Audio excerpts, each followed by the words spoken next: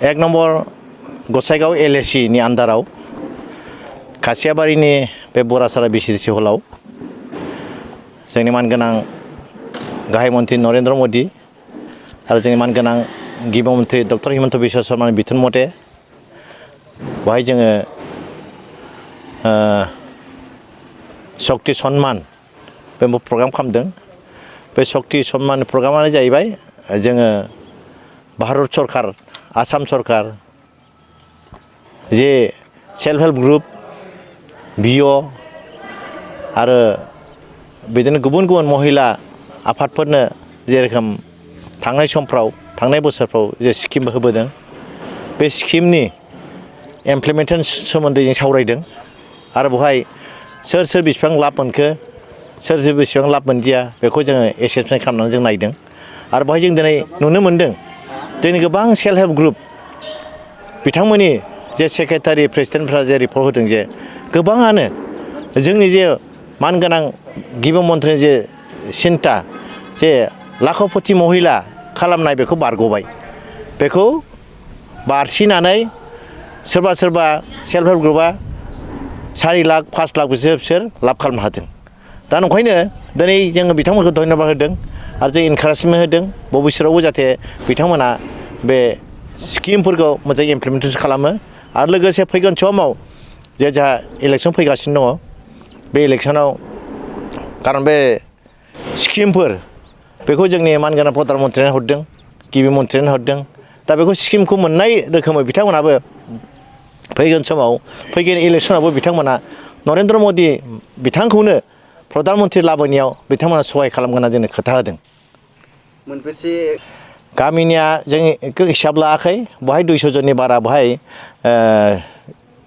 जिबिका सखि आरो self help ग्रुपनि प्रेसिडेन्ट सेक्रेटारि फैदों आरो बेवहाय जोङो गसाइगाव समस्ति আজি 1 নং গোসাইগাঁও LACৰ অন্তৰ্গত যি VO CRP আৰু NGOৰ লগত সম্পৰ্ক থকা মহিলা বাইদেউসকল আছে তেওঁলোকৰ লগত আমি এক সভা অনুষ্ঠিত কৰিছোঁ যিটোৰ নাম হ'ল শক্তি সন্মান।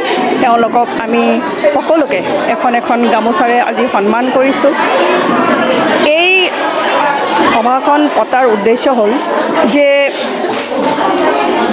আজি নৰেন্দ্ৰ মোদী ডাঙৰীয়াৰ নেতৃত্বত মহিলা সবলীকৰণৰ ক্ষেত্ৰত যিটো পদক্ষেপ লৈছে আৰু মহিলাসকলক আগবাঢ়ি যাবলৈ সুবিধা কৰি দিছে আজি যোজনাৰ জৰিয়তেই হওক আজি স্কিল ডেভেলপমেণ্টৰ জৰিয়তেই হওক বা সাহায্য দি সহায় কৰিয়ে হওক তাৰ বলত আমি মহিলাসকল বহুত আগুৱাই যাব পাৰিছোঁ। আমাৰ দেশৰ মহিলাসকলে বহুত আগুৱাই যাব পাৰিছে। এই যে সেল্ফ হেল্প গ্ৰুপ এই সেল্ফ হেল্প গ্ৰুপৰ জৰিয়তে আমাৰ অসমতো প্ৰায় 39 লাখ মহিলাক সবলীকৰণ কৰি যি মুখ্যমন্ত্ৰী উদ্যমিতা আঁচনি আৰম্ভ কৰিছে তাৰ জৰিয়তে প্ৰথম কিস্তিত 10,000 তাৰ নেক্সট কিস্তিত হ'ব 12,500 তাৰপিছত কিস্তিত হ'ব 12,500 এনেকৈ 35,000 rupees দি তেওঁলোকক আমি লাখপতি বাইদেউ বনোৱাৰ বাবে অসম চৰকাৰে এইটো প্ৰচেষ্টা হাতত লৈছে আৰু এই মোদী চৰকাৰৰ কাৰণেই এইখিনি আজি সম্ভৱ হৈছে। গতিকে আকৌ এবাৰ তৃতীয়বাৰৰ বাবে আমি মোদীজীক কেন্দ্ৰত প্ৰধানমন্ত্ৰী পদত অধিষ্ঠিত কৰিব লাগে আৰু ইয়াৰ ক্ষেত্ৰত গোটেই ভাৰতবৰ্ষৰ লগতে আমি অসমৰ মহিলাখিনিও আগন্তুক লোকসভা নিৰ্বাচনত যথেষ্টখিনি আমি অৰিহণা যোগাম। আমাৰ মহিলাসকলে অৰিহণা যোগাব। তাৰ বাবেই আজি এই সভাখনত আমি তেওঁলোকক সম্বোধন কৰিলোঁ সন্মানেৰে সৈতে। গতিকে আমাৰ মুখ্যমন্ত্ৰী ডাঙৰীয়াও অলৰেডি কৈছে যে আমি 14খন লোকসভা আসনৰ ভিতৰত 12খন মানে 12+ আমি জিকিমেই